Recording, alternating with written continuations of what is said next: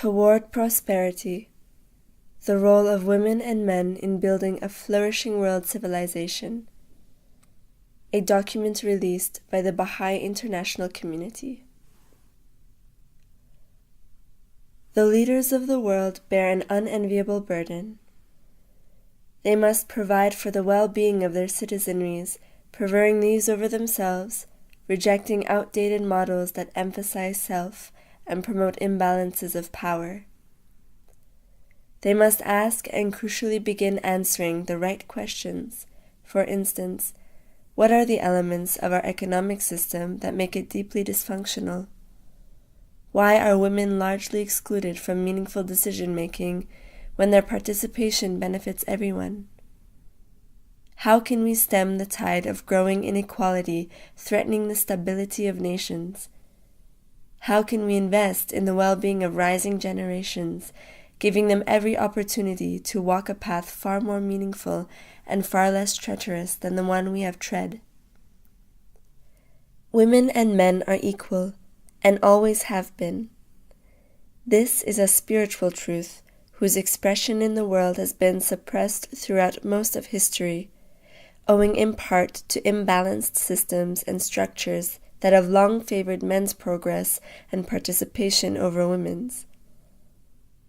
While the equality of women and men is being increasingly acknowledged, this does not automatically eliminate the impediments that can obstruct its expression in every dimension of life.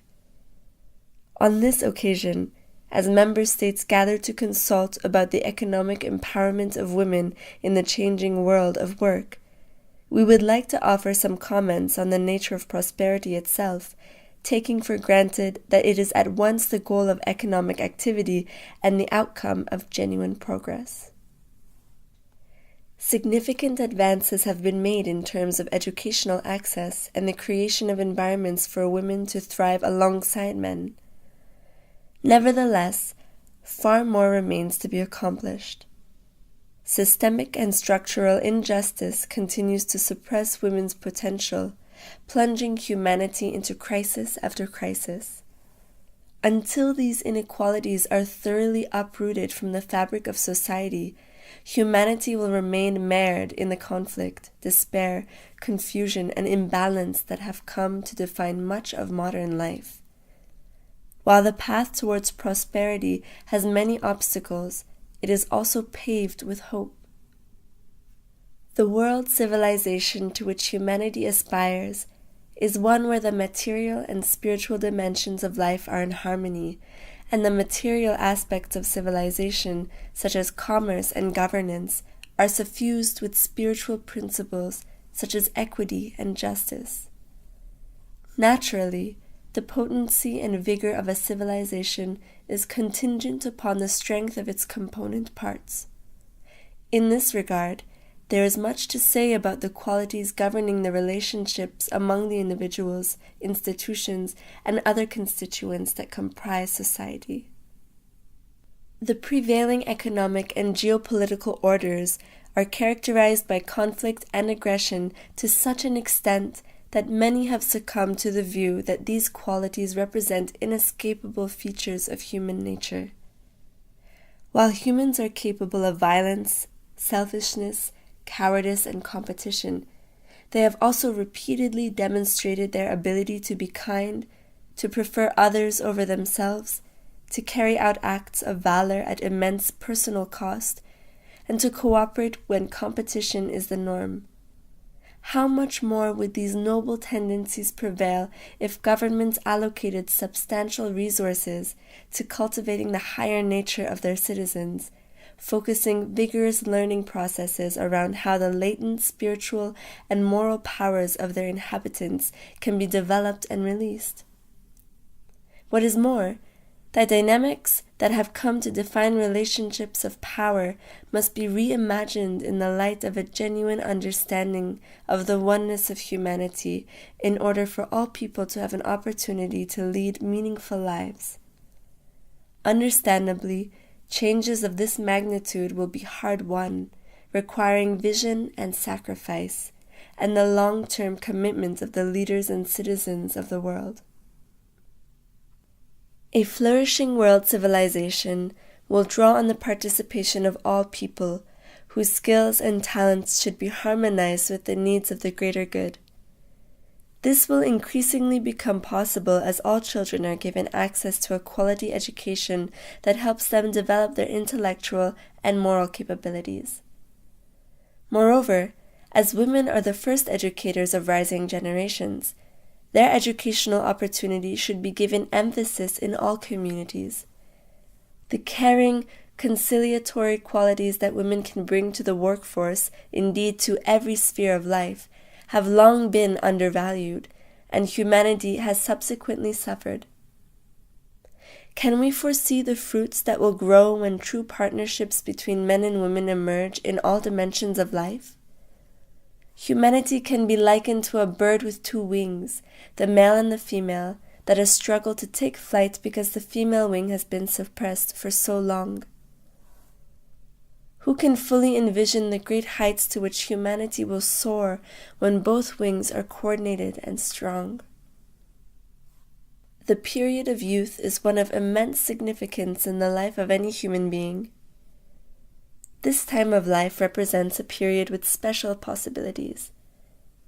It is a time of preparation and action, when the young can develop an orientation to service and a sense of social responsibility that they will carry with them their entire lives. Neither is likely without a special kind of education. Education can be the difference between a young man who respects his female counterparts and one who brutalizes them. Education around such attitudes unfolds at home, in schools, in communities, and the myriad social environments where life plays out. The family is a crucial social environment within which formative education takes place.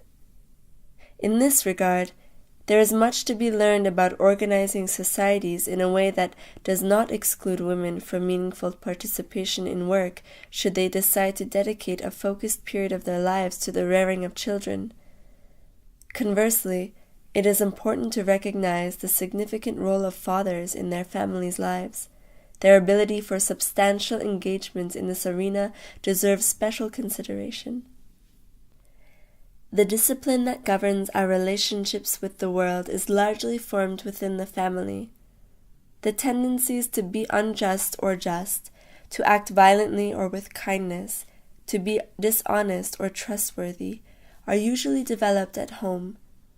These habits are then taken into every instance of social interaction, becoming either obstacles or stepping stones to progress, tearing apart or weaving together the very fabric of society. If brothers are allowed to dominate their sisters, for instance, a habit is formed that will be carried from the living room to the classroom, the workplace, and finally, the international arena. Conversely, when daughters are included in decision-making processes, when sons are encouraged to care for their household, characters are being developed. Children learn that the intellectual powers of both boys and girls are vital, that the nurturing qualities for which women are known are equally praiseworthy when demonstrated by men. With respect to more formal educational programs, the significance of this stage of life must be borne in mind. Young people are beginning to understand their role in society in all dimensions of life, including the economic life of their communities. If the rising generations are not merely to labor within an ailing system, but are to gradually contribute to the creation of a flourishing one, key capabilities must be cultivated early. First, their education must be comprehensive, addressing their burgeoning spiritual, physical, and intellectual powers. A key principle that must be taught from an early age is the oneness of humanity. Within this, the equality of women and men should be emphasized. Young people see the contradictions in the world. Words and concepts alone cannot erase the often harmful messaging assailing them from all quarters. The inclusion of practical components in which boys and girls work shoulder to shoulder to identify challenges in their social environments and consult on plans to address these can benefit the entire community. Likewise, if they are accompanied by more experienced, trusted members of their communities to carry out acts of service, while given the leeway to identify needs and design progressively more complex plans over time, the rising generations are assisted to develop new, healthy patterns of thought and action. From a young age, youth will learn that true leadership is characterized by selfless service, is borne by boys and girls equally, and is achieved through consultation, cooperation, and commitment to long-term action. It is the hope of the Baha'i International Community that world leaders will give serious thought not only to how the current economic system can receive more meaningful contributions from women, but also to how the rising generations can be assisted in building a new one.